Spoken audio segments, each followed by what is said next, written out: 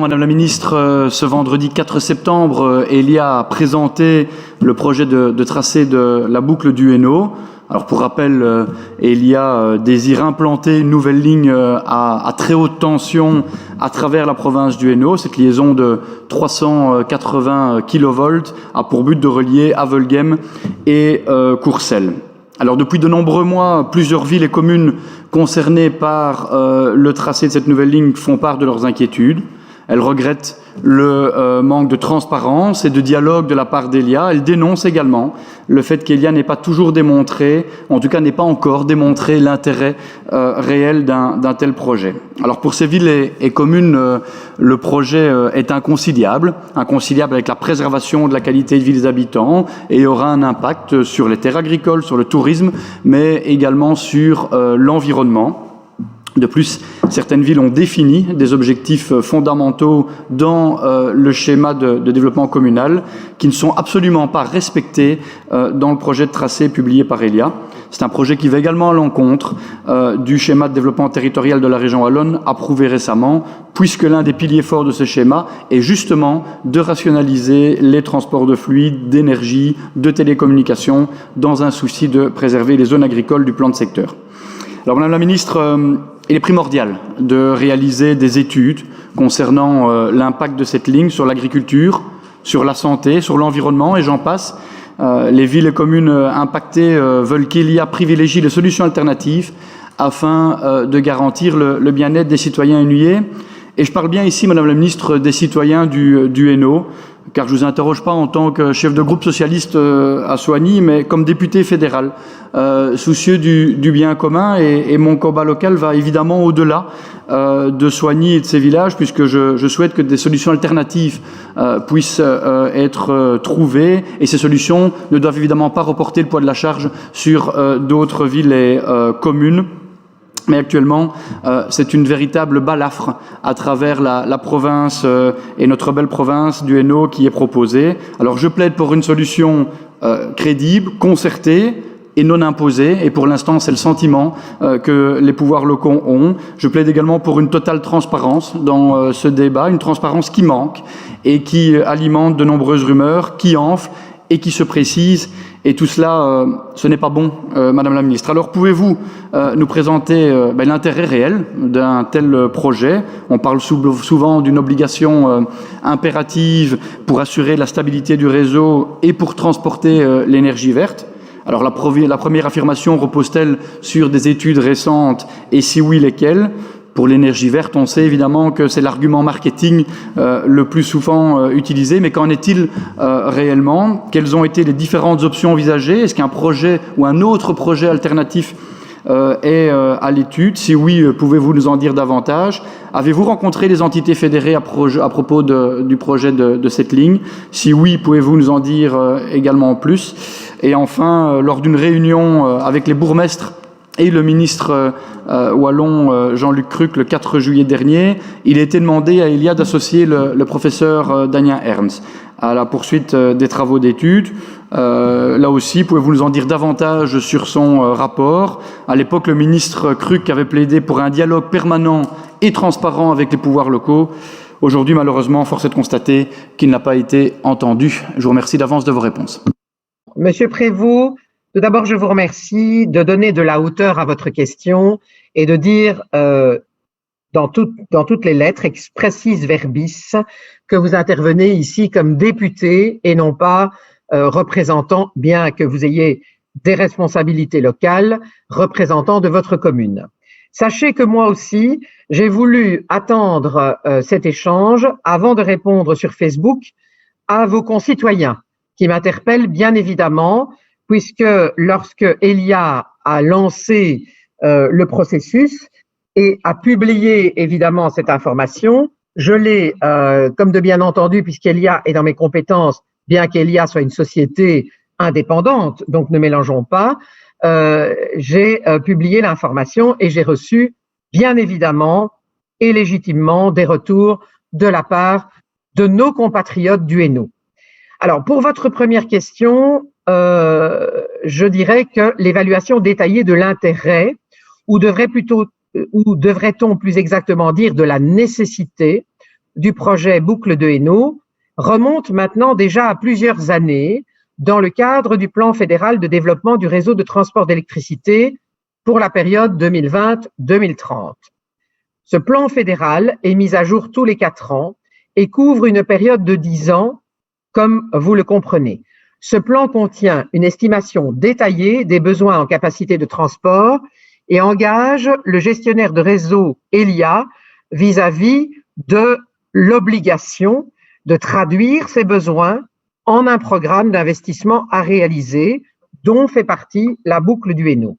L'établissement de ce plan fait par ailleurs l'objet d'une consultation publique approfondie qui recueille l'avis de nombreuses parties prenantes, dont les entités fédérées et les régulateurs de chaque région, aussi bien au niveau des besoins que des hypothèses et scénarios menant à ceux-ci.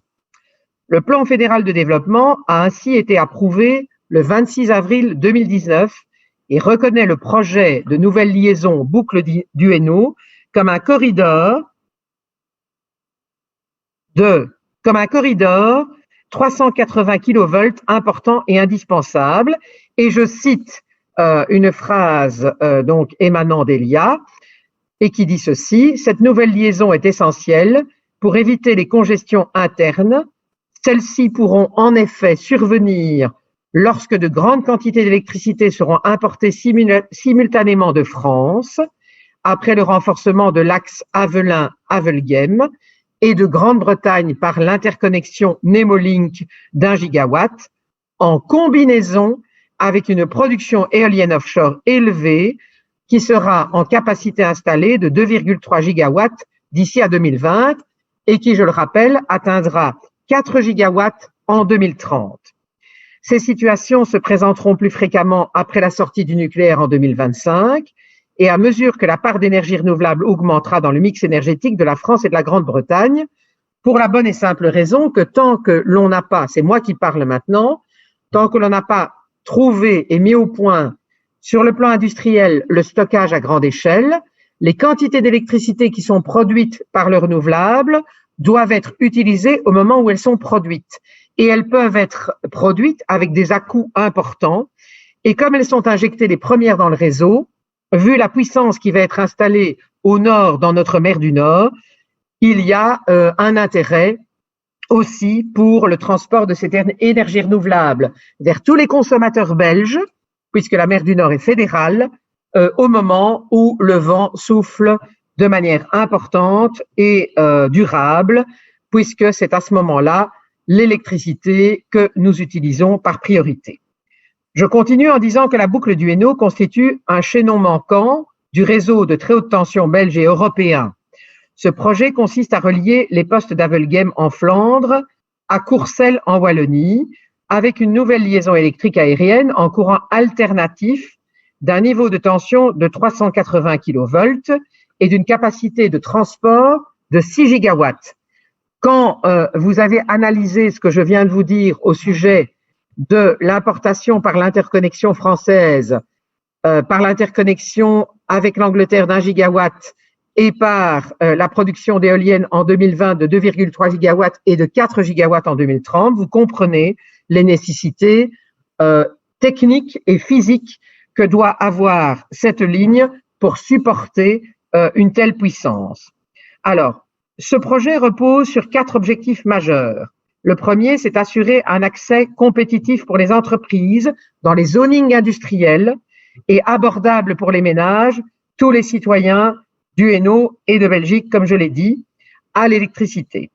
La deuxième, c'est augmenter la capacité d'accueil pour toutes les énergies renouvelables, je viens déjà de l'expliquer, sur la mer, mais aussi sur la terre. Il y a également des éoliennes terrestres et des panneaux photovoltaïques qui augmentent en capacité sur notre territoire et dont l'électricité, au moment où elle est produite, a besoin d'être consommée à défaut de stockage à grande échelle.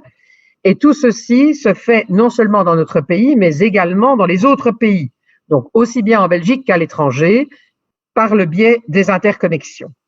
La troisième, c'est soutenir le développement économique de la Wallonie et plus spécifiquement du Hainaut, où le réseau actuel de 150 kV arrive à saturation et c'est surtout une demande de nos entreprises dans les zonings industriels qui sont complètement saturées et qui demandent un accès plus intéressant, plus large à l'énergie électrique. Le dernier objectif majeur, c'est garantir la fiabilité de l'approvisionnement électrique pour les consommateurs, c'est-à-dire que plus vous avez de capacité d'alimentation, moins vous craignez une rupture d'approvisionnement qui peut être catastrophique, évidemment en premier lieu pour les consommateurs, mais également pour le réseau avec tous les dommages économiques collatéraux que vous pouvez imaginer. La deuxième question appelle comme réponse que les différentes options, tant au niveau du tracé que du choix de la technologie, par exemple la liaison aérienne ou souterraine, ont été envisagées en vue de l'introduction d'un dossier sollicitant la révision du plan de secteur. Ces options ont fait l'objet de nombreuses études à l'initiative d'Elia et d'avis externes et de contributions externes comme celles que je vous ai mentionnées plus haut. Pour réaliser ce projet d'infrastructure, le gestionnaire de réseau doit procéder en 3 étapes. Premièrement, il est nécessaire qu'il introduise une demande de révision de plan de secteur afin d'y inscrire un périmètre de réservation ou corridor qui permette d'accueillir une infrastructure principale de transport d'électricité. Cette étape, vous l'avez dit, a débuté début septembre avec le dépôt de la demande dans les communes concernées. Deuxièmement, un permis d'urbanisme est nécessaire et absolument incontournable afin de définir l'implantation exacte de l'infrastructure à l'intérieur de ce corridor qui est beaucoup plus large que l'infrastructure elle-même. Et donc, l'implantation exacte rétrécira l'emprise sur le sol. Enfin, la construction et la mise en service pourront avoir lieu dans plusieurs années et l'on évalue tout ce projet à une dizaine d'années. Le projet présenté par Elia le 4 septembre dernier pour sa partie en Wallonie porte sur un corridor d'une largeur de 200 mètres et traverse 14 communes sur 84 km 800. Il s'agit de la première phase publique du projet après plus de 2 ans de travail. Et pour définir le corridor, de nombreux critères ont été pris en compte par Elia, comme la valorisation des plans de secteur existants, le regroupement des infrastructures, les critères d'exclusion tels que les sites Céveso ou les aéroports, le critère lié au milieu humain afin d'éviter les zones d'habitat, ainsi que les critères environnementaux et patrimoniaux. Des alternatives ont été étudiées en profondeur par le gestionnaire de réseau et certaines d'entre elles seront présentées lors de la diffusion officielle du projet, en lieu et place d'une réunion d'information préalable qui aura lieu tout prochainement les 24 et 25 septembre. L'objectif de cette première étape publique est de présenter le projet et de recueillir toutes les observations, suggestions, dénégations, demandes, multiples et diverses concernant le projet de révision, mais également de pouvoir mettre en évidence des points particuliers et de présenter des alternatives pouvant raisonnablement être envisagées par Elia, afin qu'il en soit tenu compte lors de la réalisation du rapport sur les incidences environnementales. Lors de cette phase, d'autres alternatives pourront donc être proposées par la population et les pouvoirs locaux. Celles-ci seront étudiées évidemment par Elia. Alors, votre troisième question. Le compte serré plénier du 14 janvier 2019, qui est la plateforme qui réunit l'ensemble des administrations de l'énergie de ce pays, donc aussi bien le fédéral que les régions, a donné son accord le 14 janvier 2019 à la demande d'Elia pour la mise en place d'un groupe de travail de suivi coordination interfédérale pour les projets MOG2, Ventilus, ça c'est la partie de ce trajet de ligne à haute tension du côté néerlandophone, et Boucle du Hainaut, qui est l'autre partie dont je vous ai parlé pour le Hainaut. Cet accord a été donné eu égard au lien entre ces projets, entre le MOG2, Ventilus et Boucle du Hainaut, et dans le but de garantir que les 3 projets précités soient concrétisés dans les délais fixés pour la mise en œuvre du plan de développement 2020-2030. Alors, pour tout vous dire, je fais une petite parenthèse, Monsieur Prévost, parce que c'est important de donner tous les éléments. J'ai évidemment, dès le départ, et surtout à ce moment-là, pris des contacts personnels avec les représentants des communes touchées par la boucle du Hainaut dans le Hainaut. Et je me suis proposé comme interface également à Elia, mais pour l'instant, je n'ai pas de demande particulière pour avoir des contacts personnels aussi avec les communes néerlandophones qui sont touchées par le même projet qui s'appelle sur leur territoire Ventilus. Et j'ai donc reçu déjà énormément d'informations que j'ai transmises à Elia en faisant chaque fois le lien avec ces communes. Et dans la foulée, je dirais que mon collègue, qui était alors encore ministre de l'énergie wallon, Jean-Luc Cruc, a commencé aussi à prendre des contacts avec les bourgmestres, vous le savez, touchés par ce projet. Et nous avons travaillé ensemble pour essayer vraiment d'être des facilitateurs et des interfaces d'échange d'informations. Alors, je continue sur le fameux groupe de travail créé au sein de Compte Serré. Il faut savoir qu'il tombe sous le cadre du comité de concertation et de facilitation pour l'octroi des autorisations, le CCFA, qui assure l'organisation et le secrétariat et qui fait rapport à Compte Serré. Ce groupe rassemble tant les cabinets, je l'ai dit mais je le répète, que les administrations énergie et aménagement du territoire au niveau fédéral et régional. Donc, mon cabinet y est également impliqué. Je ne l'ai pas signalé tout à l'heure, je m'en excuse, je le rectifie maintenant. Et permet, entre autres, d'établir un lien entre les compétences dans le domaine de l'énergie et dans le domaine de l'aménagement du territoire, qui est une matière régionale, au vu des intérêts d'avoir une bonne coordination entre les projets relatifs au développement éolien onshore et offshore, à la convergence du marché et à la sécurité d'approvisionnement. Tous intérêts qu'il convient impérativement de respecter tout au long de ce processus dans le cadre de ce projet. Le groupe a pour objectif de parvenir à un déroulement sans encombre des trajets d'autorisation pour les projets MOG2, Ventilus et Boucle du Hainaut. C'est donc un groupe de monitoring et d'échange et de suivi et qui a évidemment son mot à dire et qui fait la synthèse, vous l'avez compris, entre les entités fédérées et le fédéral. Ce groupe est actuellement essentiellement informatif pour chaque entité fédérée ainsi qu'Elia pour qu'on puisse avoir l'information de l'état des lieux des processus en cours. Mais tout ça va évoluer, donc on n'est qu'au début.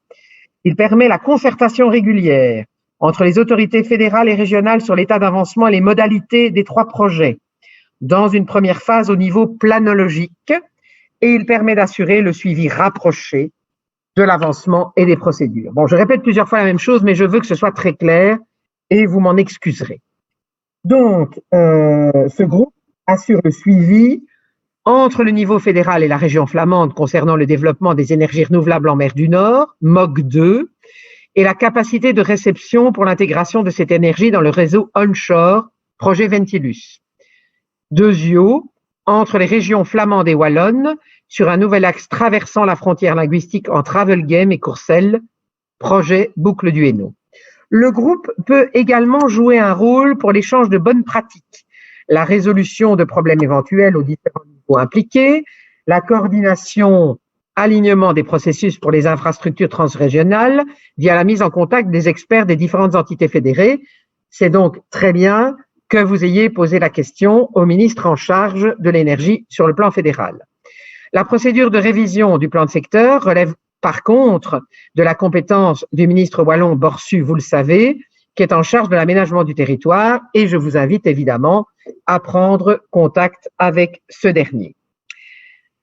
Pour votre dernière question, où vous faites référence à une réunion du 4 juillet 2019, le professeur Ernst ne s'est entre-temps pas encore vu remettre de mandat officiel et n'a dès lors pas remis de conclusion. Mais je rencontre évidemment très régulièrement le professeur Ernst et peu importe le niveau, je peux lui poser évidemment la question. Mais pour ce qui est des échanges à cette même période, il avait également été demandé par les communes concernées d'être informées de manière conjointe sur le projet. Ceci a eu lieu parce qu'Elia a rencontré depuis mai 2019 et à plusieurs reprises les communes concernées en aparté et toutes ensemble au cours de l'année écoulée, qui n'est pas encore tout à fait écoulée, mais depuis janvier 2019, vous m'avez comprise. L'objectif de la démarche visant à récolter les remarques des entités locales afin de les intégrer lorsque c'était possible, notamment d'un point de vue technique et au regard des objectifs que j'ai énumérés, qui sont liés intrinsèquement au projet dans la proposition d'Elia. Je suis à votre disposition pour des éléments supplémentaires. Je vous remercie de votre Monsieur le attention. Président, et merci Madame la Ministre. Et je suis ravi que vous ayez attendu ma question pour vous exprimer publiquement sur le sujet. Effectivement, c'est un sujet qui fait couler beaucoup d'encre et pas uniquement que sur les réseaux sociaux, parce que si nous sommes évidemment et si nous faisons évidemment de la politique pour l'intérêt commun et qu'on peut comprendre et qu'on peut entendre évidemment l'utilité notamment d'approvisionnement énergétique de la population de cette boucle du Hainaut, lorsqu'on fait de la politique, mais plus à un plan local, et je sais que vous êtes également une municipaliste, on doit aussi garantir le bien-être de la population et s'interroger sur le bien commun. Et le bien commun, c'est aussi s'assurer que ces personnes n'aient pas des véritables cicatrices, des balafres qui traversent nos campagnes. Et pour l'instant, le tracé qui nous a été proposé, alors évidemment, on attendra les séances d'information des 24 et 25 septembre, mais sont des tracés qui nous paraissent complètement hallucinants au niveau des campagnes traversées, compte tenu de l'impact environnemental sur nos cultures,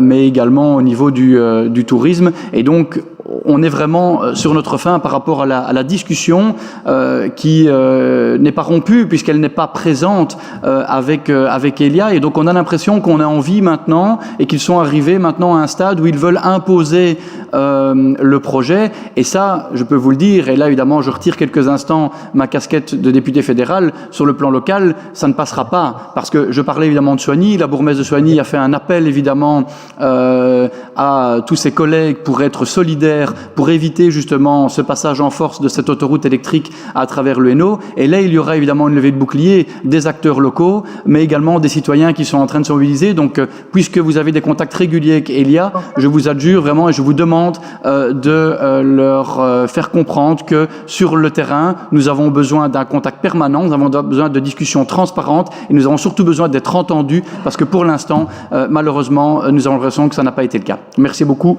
en tout cas, de ce que vous pourrez relayer auprès d'Elia. Alors, Monsieur le Président, si vous le permettez, je voudrais tout de suite répondre à cette demande que je trouve très, très légitime. Moi, je suis très sensible au paysage, très sensible au patrimoine et très attentive depuis le début, vous l'avez compris, à ce que le tracé soit le plus optimal possible. Et vous l'avez rappelé, je suis également municipaliste depuis maintenant 26 ans. Je sais donc ce qu'il en est de la protection de la population, de la compréhension, de la pédagogie dont il faut faire preuve et de l'anticipation que nous devons, en tant que responsables municipaux, montrer par rapport à tous ces projets, qu'ils soient petits ou grands. Et ne vous inquiétez pas, je suis constamment, encore il y a quelques jours, en lien avec le représentant d'Elia qui gère la communication dans ce projet, pour lui expliquer les nombreuses demandes qui viennent vers moi et qui viennent évidemment aussi vers vous. Donc, n'hésitez jamais à me contacter pour essayer de faire en sorte que le travail soit le plus précis possible sur le terrain. Donc, je suis vraiment, vraiment, depuis des mois, à l'écoute et je veux continuer à le faire. Je compte sur vous et nous comptons sur vous, Madame la Ministre. Vous pouvez. Merci collègue. Donc, gaan we verder met... Nous poursuivons et nous prenons les questions.